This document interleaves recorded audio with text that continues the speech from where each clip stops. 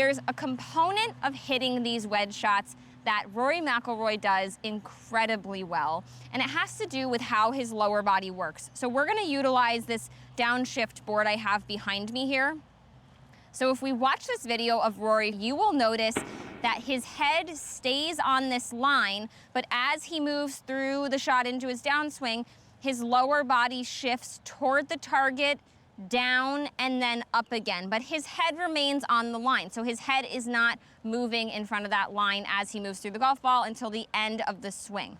So we are gonna utilize the downshift board to simulate that here.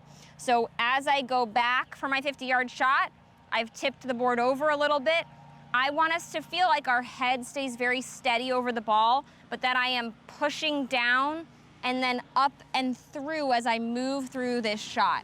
One of the big issues I see a lot of people making is either way too much hands and arms with no lower body movement on these shots, or we kind of stay down and spinning out, and the handle of the club has to be lifted up by our hands and arms, versus if we push up appropriately from the ground, the handle will rise and not dig into the ground too much for us. So let's do a practice swing on here one more time, going a little bit faster. So I'm gonna go here, push, up and through, and you can see when I finish, my hips and my chest, everything's facing that target that I'm trying to hit. So this is gonna help us have appropriate launch on our wedge shots. It's gonna make our ground contact incredibly consistent so that we don't dig too much or hit those dreaded thin shots all the way out across the green.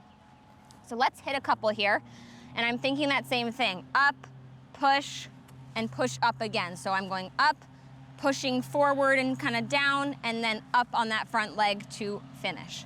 So I'm going to that whole location all the way in the center of the green there. And that contact was really nice. I think that almost went in the hole. That was so good.